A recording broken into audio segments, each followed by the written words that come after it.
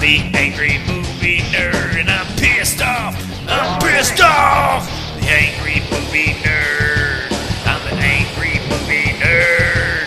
This movie's just a great big turd. I'm the angry movie nerd. Angry movie nerd. The angry movie nerd. This movie's just a great big turd. I'm an angry movie nerd.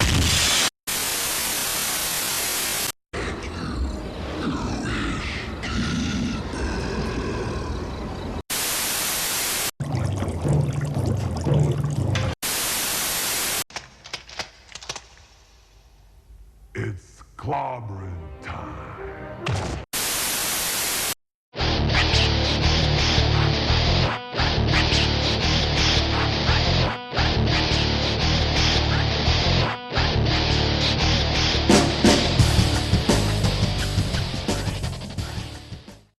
Today, I want to talk about a stupid-ass movie that came out in 1993.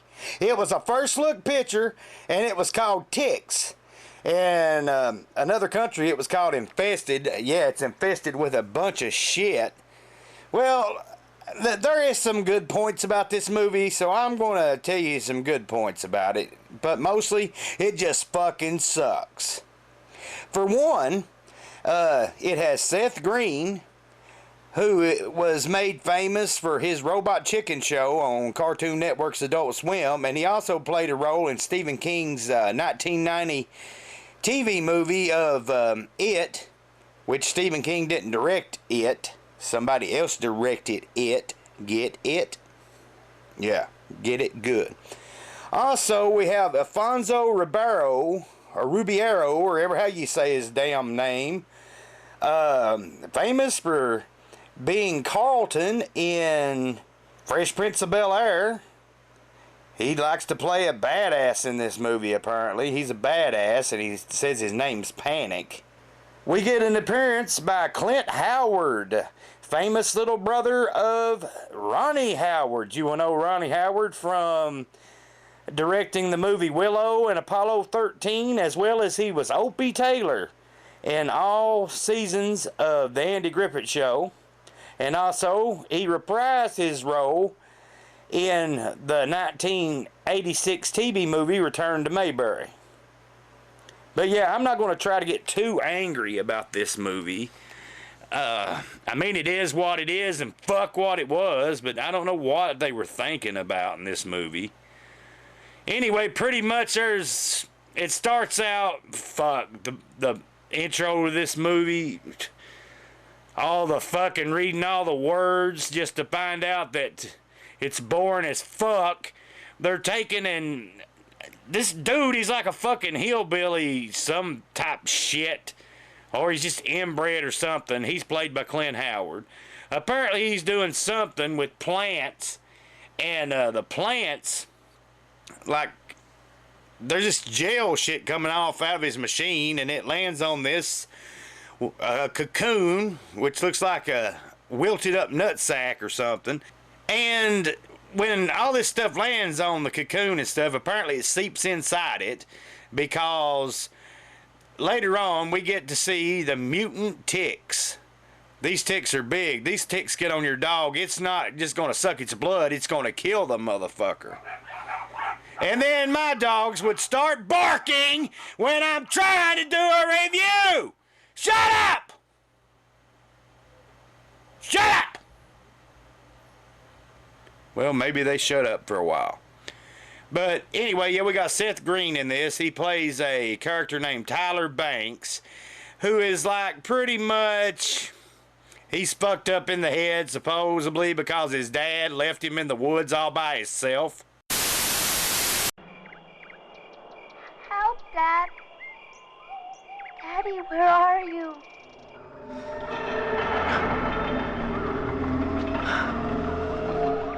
Help, Dad. Help, where are you? Please help me.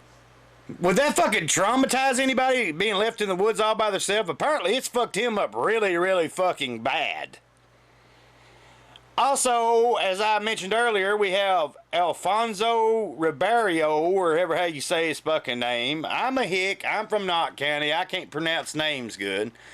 But yeah, you know him as Carlton from Fresh Prince. As I said earlier, his name is Panic. Or that's what he tells Seth Green that his name is.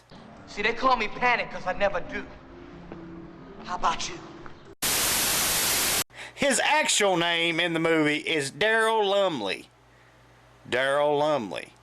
That doesn't sound like a very psycho, want to kill you inner city black man, does it? Daryl Lumley. No. But yeah, Carlton Banks, yeah, from Fresh Prince of Bel-Air. But he didn't do the Carlton dance. I was pissed off. I wanted him to do the Carlton dance. Then I remember, I'm not watching Fresh Prince. I'm watching a movie called Tex. Well, needless to say, we find out there's this group called the Wilderness Project who take inner city kids into the wilderness to try to help them with their problems. We have Amy DeLenz from Pumpkinhead 2 and Witchboard 2 in this movie, and she's like a complete prissy, blonde, rich bitch. We got this dude who says that her dad wants to send him back to Mexico, and he says, "Do I look Mexican to you?"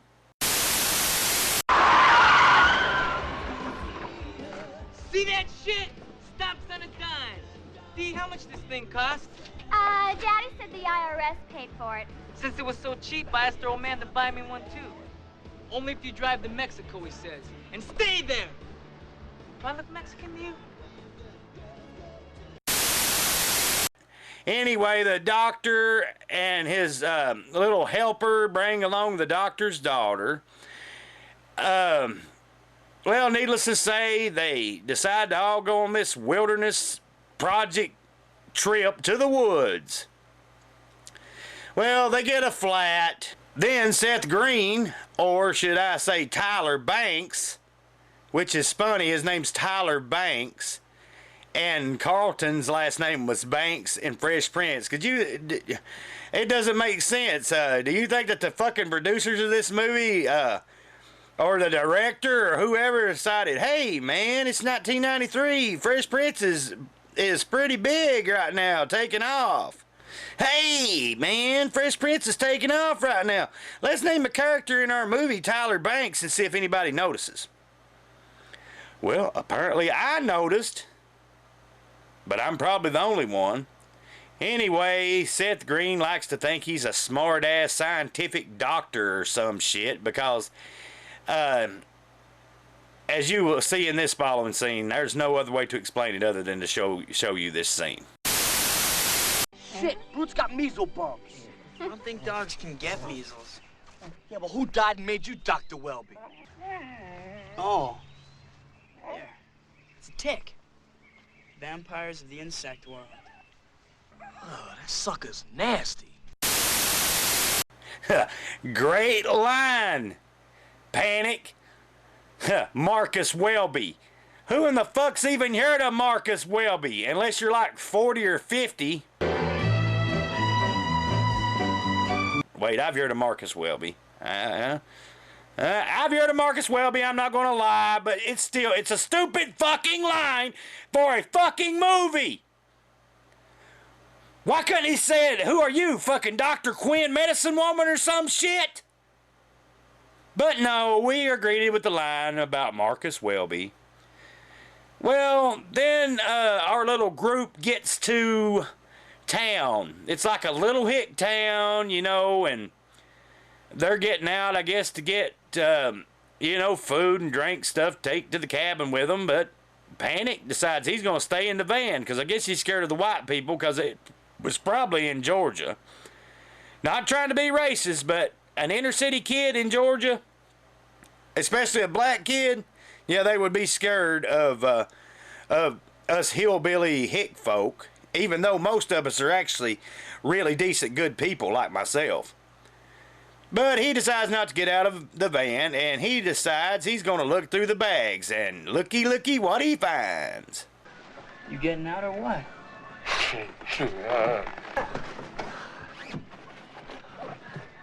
Ah, jackpot. What's that? See that Cholo's guns? He's trying to buff up for his honey, right? Steroids. What are you gonna do? Share the wealth, man. You're a thief, too?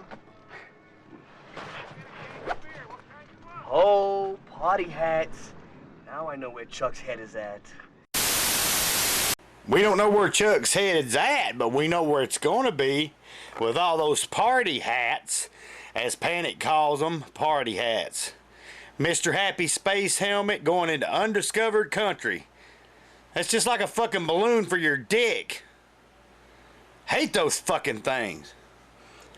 Anyway, as we continue with this piece of shit movie, while they're all in town, the doctor's daughter gets almost taken advantage of by this crazy guy. Hi there, cutie. What brings you to our neck of the woods? Huh? Then his friend has this to say about it. Jerry. Manners. And something that I find fucking weird, as you will see in this following scene. What in the hell is going on here? Oh, yeah. Who does the fucking dude think he is? Indiana fucking Jones or some shit? This movie, it just gets worse, people. It just gets worse. Worse and worse. Anyway, they get to the cabin, you know, and they're unpacking and shit, and Seth Green goes to the closet to find this.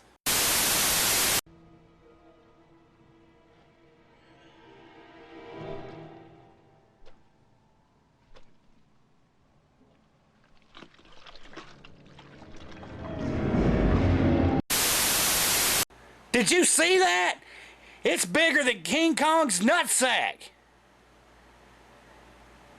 But look, that ain't the half of it. These motherfuckers are in the walls too. Why is they called the fucking Orkin Man or some shit? Anyway, then we get a scene that is kind of fucked up, even though we know the scene's fake, because no animals were really harmed in the making of this movie. Of a poor little hamster.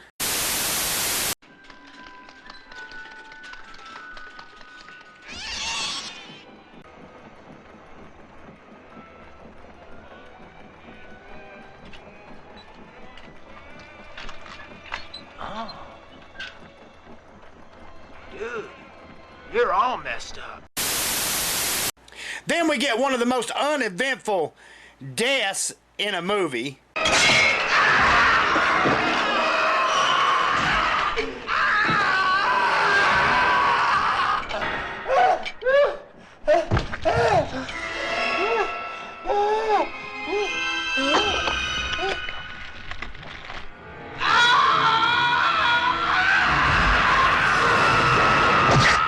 What the fuck were they thinking? Did they think this movie was going to be good?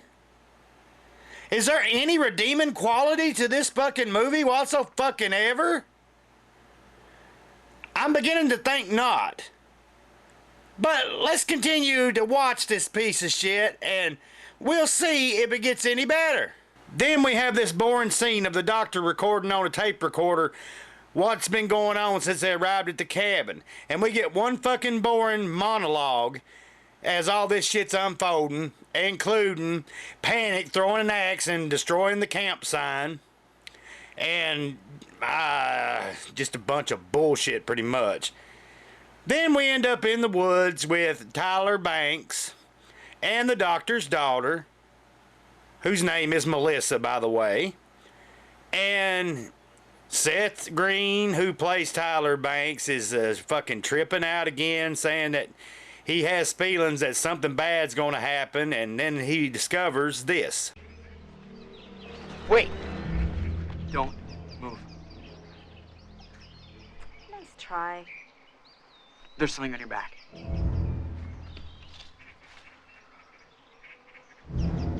Slow.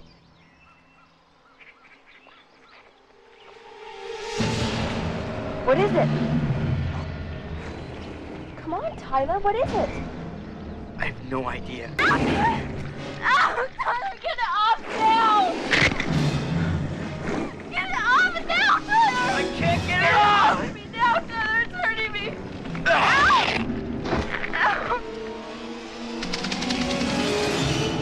Well, now we seen it all.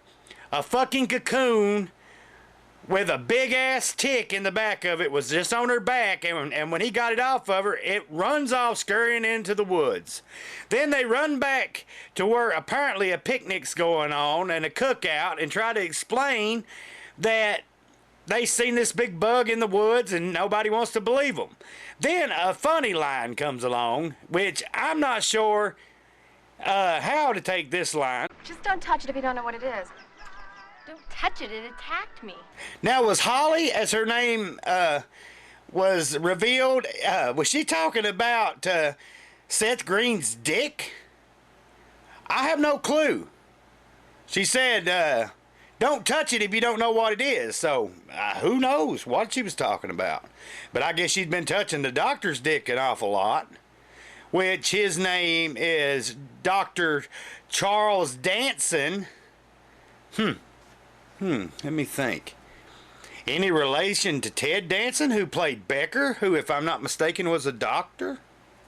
Who fucking knows with the way this movie goes? I just want to say that there's a lot of women in this movie, but I found one woman in particular to be the most beautiful of them all. Here she is. Her name's Kelly. And apparently she's a victim of her own mind. She's pretty well quiet, never speaks. That's the best kind of fucking woman to have, if you want my opinion. A woman that won't bitch at you and pretty to boot. People might think I'm crazy thinking that this girl is the prettiest of them all in this movie, but who wants fucking Amy DeLenz's fucking rich bitch attitude, and the doctor's daughter Melissa is just pretty much a fucking tomboy. I mean, yeah, Kelly, she's the pretty one out of it all. And it's funny that I choose Kelly. Also, that's funny too, considering that this came out around 1993, and man, they're just getting a bunch of these names from sitcoms. Kelly Kapowski from Saved by the Bell. Hey, it could happen. Who knows? I don't know where they come up with these names, really. I don't. I need to see if I can find some information of where they come up with the character names for this movie and maybe add it to a later video, but I say that information is nowhere to be found. I'm just putting too much into this fucking piece of shit movie. I'm finding too many resemblances. It don't make much fucking sense. But anyway, then after this, we are greeted by the two hicks from town. This time, it's revealed that we get to find out sort of what their names are. One says that his name is Sir. So, in the words of Cameron from Ferris Bueller's Day Off, call me Sir, goddammit. Yes, sir, yes, sir. And the other one's name is Jerry. Jerry. Jerry was the one who tried to take advantage of Melissa, the doctor's daughter, in town. Well, anyway, they're explaining about how the logging has went under and that there's dope growers and shit. So apparently we're figuring out that the stuff that was falling off of the burning plants in the old Hicks workshop or whatever that got on the cocoons is apparently some like kind of growth hormones or pesticide or something that caused these ticks to get this fucking big. But I don't know. I don't know what to put into this movie other than the fact that, yeah, it is getting to be a complete shit pile. A complete shit pile of a movie. Well, let's see what else happens. At this point, I don't know if there's going to be any boobies. I want to see some titties. I want to see some titties. Read my lips. Titties. want to see titties. Well, apparently this movie fucked with their heads and Clint Howard's not dead. And then we get this scene.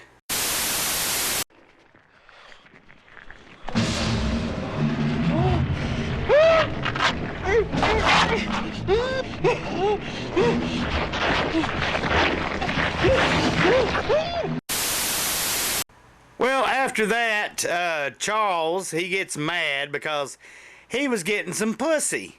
Or was going to get some pussy until the kids fucked it up by starting a giant fire with gasoline. So he has to put it out, and this and that and the other. And I don't know, poor Charles was going to get his willy wet, and he didn't. This brings to light the reference from early on in the review where Panic said, now I know where Chuck's head's at. Chuck about had his head there, but they fucked it up for him. Then we get a scene of Tyler and Panic talking about Tyler when he's alone, getting all panicky and stuff. And we hear a whimper, or more like a scream from Brutus, Panic's dog, because it got attacked by a tick. Then Panic tugs at her heartstrings with this scene.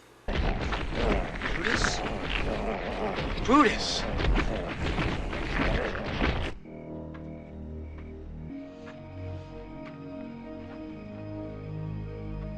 What happened? Brutus, he was scratching, and then he wouldn't move. I said, Brutus. And he didn't know who I was. He didn't know who I was. I said, Brutus. And he wouldn't move. He wouldn't move. Brutus. Yep, poor Brutus. Brutus died. So, Panic's had enough. He's getting the fuck out of Dodge. He fucking leaves. Next day, the sheriff shows up, and Dr. Danson is showing the sheriff the dog, and then the sheriff talks about a man going missing that never returned home. Jarvis Tanner, a local fellow, never came home last night. About yay tall, shaggy brown hair, going bald. Haven't seen him. So we now know Clint Howard's character's name in this movie. It took them a long time to fucking reveal this. But anyway, then it's revealed that Panic run off. The doctor and Holly get mad at Tyler because they think that he should have did more to stop him. So, needless to say, the doctor comes in where Tyler is about to kiss Melissa and totally becomes a big cock block and says that he's going to take the dog to the vet to see what happened to it and wanted Tyler to come with him. Well, at this point, Panic's still out walking in the woods. They're trying to find Panic, but they ain't looking too good for him, as he mentioned. Well, they get to the vet, and the doctor is checking Brutus's body out, and she takes a needle and tries to draw some blood, and no blood comes out of it. But then she sticks the needle in again, and this happens.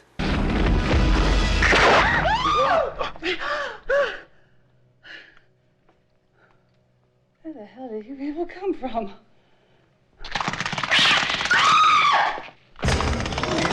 Close the door! I can't let out! Whoa, those are some big fucking ticks. We are finally greeted by how big these motherfuckers are. Then the doctor says, well, it ain't nothing but a wood tick, but it's been mutated by some kind of chemical. And it turns out it's some kind of steroid that the pot farmers in this little hick fucking town used on their weed. Then the inevitable happens. Panic's attacked by a tick. Poor Panic. Poor Panic. He's the only motherfucker I want to survive out of this piece of shit movie. Maybe if he did the Carlton dance, he could have got the motherfucker off of him quicker. Then Holly says, Melissa, why don't you take Kelly fishing? And Melissa really don't want to, but her and Kelly ends up going fishing. And it is revealed finally that Kelly can talk, and Kelly explains why she stopped talking in the first place. I knew we shouldn't have gone fishing. Why are we going fishing? Well, 'cause Holly wants us to have fun. Hey, I didn't know you could talk. Sometimes I just don't want to talk. Well, you sure had me fooled. Well, I didn't mean to fool anybody. I didn't mean it like that. After I was raped, I just had nothing to say. I'm sorry, I didn't know. I don't know what I would have done if it hadn't been for Holly, though. I wasn't able to talk to my parents about it, but Holly, I can talk to her, and she understands. You should give her a chance. Well, needless to say, they get to the fishing hole and start fishing, and Kelly gets a bite. She tries to reel it in, but it won't come, so she tells Melissa to go out in the middle of the pond to take the net and to get the fish or whatever. Then this happens. This must be a big one.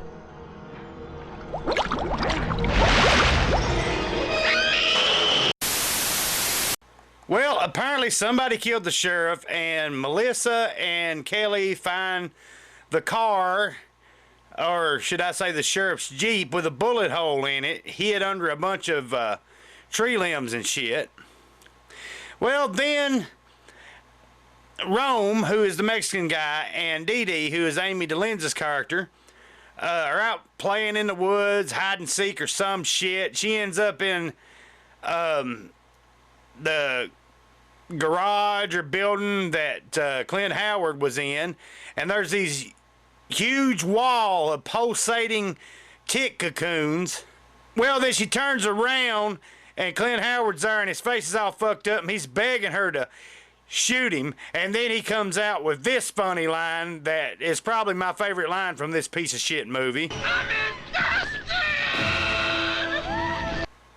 Anyway, Clint Howard's face explodes and a big tick comes out of it and gets on Dee Dee's neck.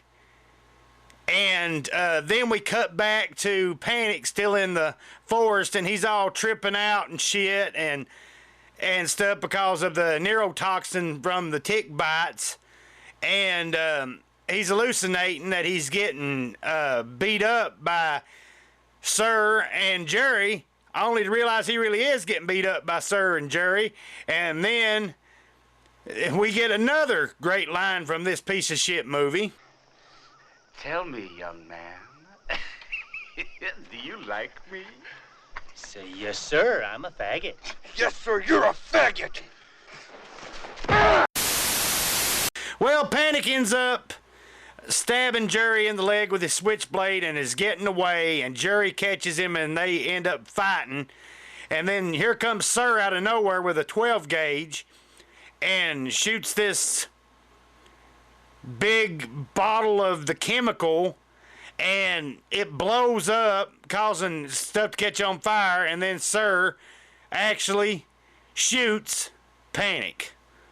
Oh no, shit is not looking good for Panic. I wanted Panic to survive. I hope he does. Anyway, Dee Dee starts tripping out, and by this time her boyfriend Rome has found her, and the tick's been removed, and she's just tripping out, and she's seeing visions of Clint Howard all with his messed up face and shit, the thing of fucking nightmares.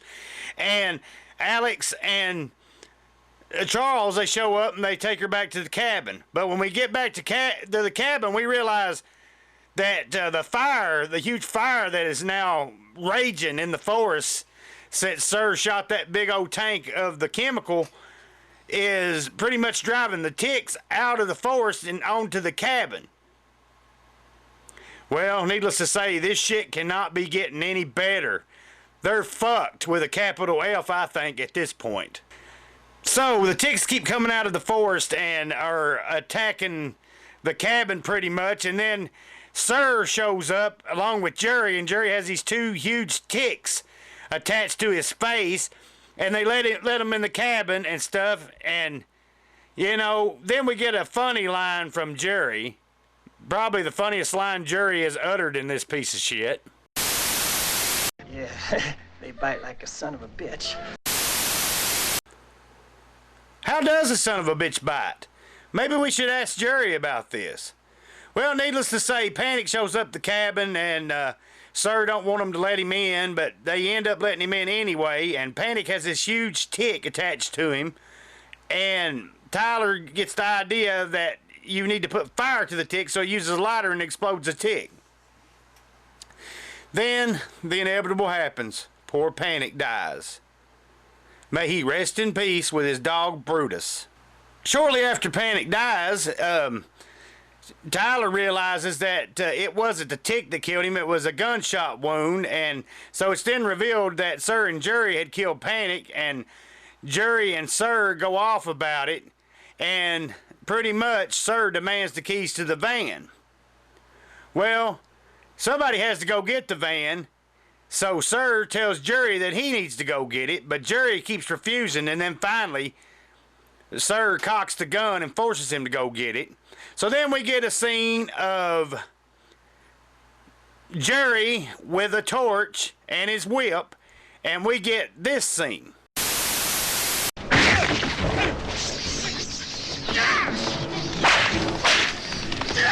Please, sir, don't make me do this! Get the fight!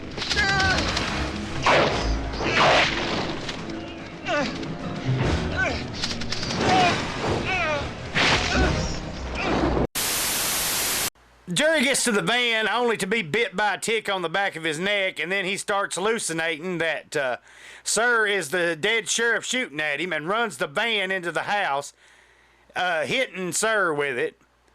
And then all the ticks start coming in the house, and it's revealed that Sir's not dead. Sir starts shooting the ticks with a pistol. That is just fucking weird. He's like a fucking Clint Eastwood shooting ticks with a fucking pistol. But yeah, then Sir decides he needs to take Melissa captive, and then Alex plays hero and saves Melissa. And the way he does it is he lunges at him, and then the Mexican guy, Rome, stabs Sir in the neck. At this point, we're pretty sure Sir should be dead. But then Panic's fucking body starts convulsing and shit, and it starts to bust open, and this huge-ass fucking tick comes out of it, and the tick attacks Sir. So pretty much Sir's dead at this point for sure. But let's just take a look at the graphics of this tick busting out of his body. This is probably one of the best scenes in this fucking shit pile of a movie. This may be one of the redeeming qualities of this shitty movie.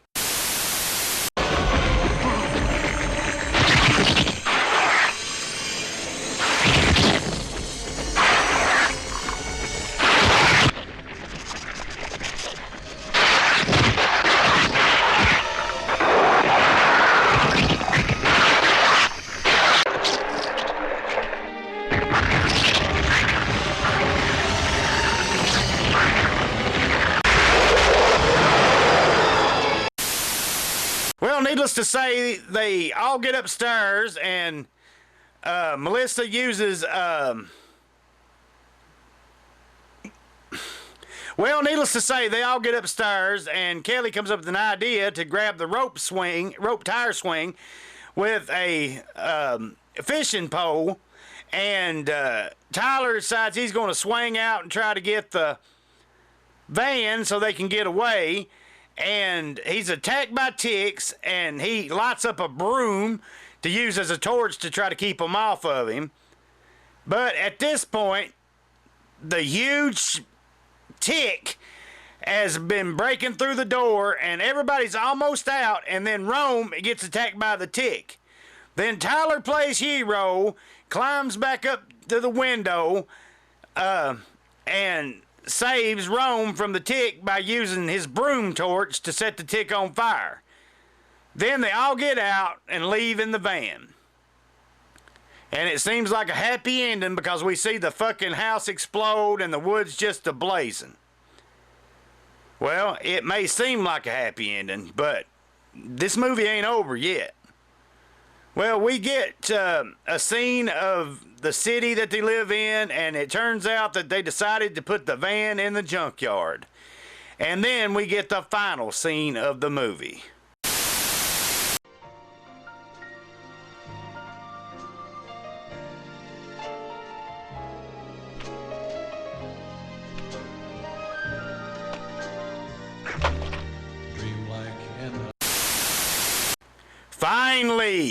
Finally, this piece of shit movie's over. But according to that last scene, wouldn't you think that they would have made a Ticks too? But I guess it would be kindly hard to make a Ticks 2. I mean, Lord God, Ticks in the city? That's worse than when the Critters went to the city. Critters 3. One of the worst ones in all of them, I think. But yeah, this is another episode of The Angry Movie Nerd. This is episode 11. This is a long-ass fucking episode, people. I put a lot of work into this episode. I hope this is the best episode to date. But you can expect these within a week's time. And I hope you've been enjoying the show. And hopefully the shows will just go up from here. Want to thank Josh Cornett for providing me with the new intro to the show. It's pretty brilliant. And hopefully you all enjoy this episode. But if you don't, fuck you.